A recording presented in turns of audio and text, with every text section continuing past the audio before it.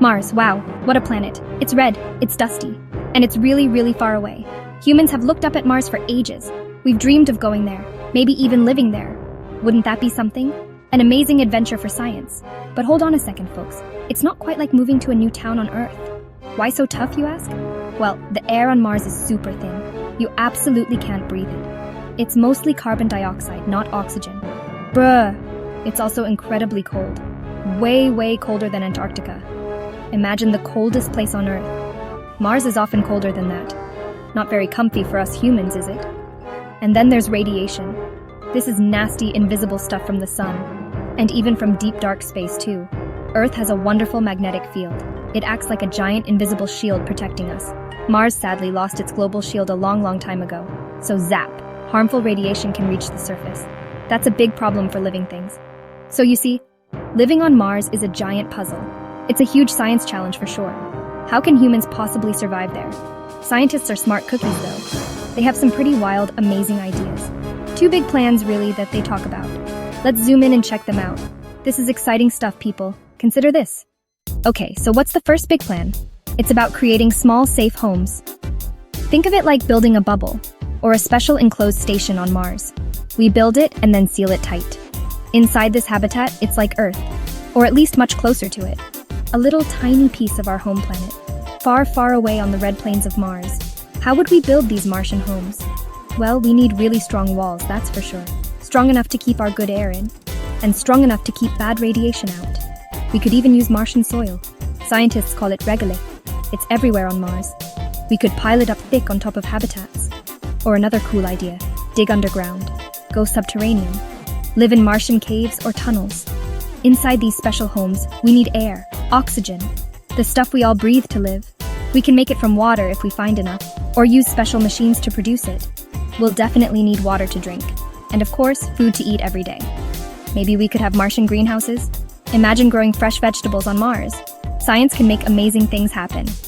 And what about power? Lots of power. For lights, for computers, for keeping warm. Everything needs energy to run. Solar panels could work some of the time. But Mars has giant dust storms, which is tricky. These storms can block out the sun for weeks. So maybe small nuclear reactors could be the answer? They could provide safe and steady power. That's really the key for these self-contained habitats. Now for the second plan. Whoa, this one is big. Really, really big. It's about changing the whole planet. This huge idea is called terraforming. It means making Mars much more like Earth. A giant makeover project for an entire world. Imagine a warmer Mars, not so freezing, with blue skies instead of dusty pink ones, and maybe, just maybe, flowing water again. Rivers and lakes on the surface of Mars. How could we even start such a giant task? First, we would need to warm Mars up. Right now, Mars is a planetary icebox. One idea is to use giant mirrors, stationed out in space, reflecting sunlight, focusing more of the sun's warmth onto Mars. Or we could release special greenhouse gases, like from factories designed for this purpose, to trap heat and gently warm the planet. Then, we would need more air. A much thicker atmosphere is crucial. Warming Mars might help with this, actually. It could release lots of frozen carbon dioxide. This gas is trapped in the polar ice caps. Melting ice could thicken the atmosphere. We could also try sending special microbes, or hardy plants designed for Martian conditions, to slowly produce the oxygen we need. And what about a magnetic shield for Mars? Our Earth has one. Mars really needs one too, to protect its new, thicker atmosphere from the harsh solar wind from the sun. That's a super, super tough scientific problem. Maybe we could create an artificial one someday? Wow, that's definitely future technology right there. A very, very big and ambitious dream for humankind. It's something scientists are thinking about, though. So we have these two big plans, building cozy homes or changing the whole planet. But let's be real for a moment, folks. Making Mars home is hard, super duper hard. That missing global magnetic field on Mars, it's a gigantic problem, a real showstopper. Any new thicker air we manage to make, the sun's powerful solar wind could just blow it away. Poof, gone out into space again. Frustrating. And think about terraforming, that planet makeover. It would take so much time. We're talking hundreds of years at least, maybe even thousands of years to complete, and it would need tons and tons of energy, plus resources we don't even know how to get yet. It's a massive, mind-bogglingly huge job. Think about it. It would take many generations of work, an incredible effort for all of humanity. So what's more possible right now, today?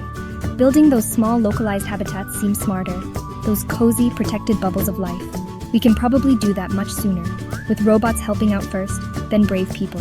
We can learn as we go, improving our methods, step by tiny, careful Martian step. That approach really makes a lot of sense. It's a practical way to start our Martian journey. Living in safe enclosed domes or underground stations, that's our best bet for making a start on Mars.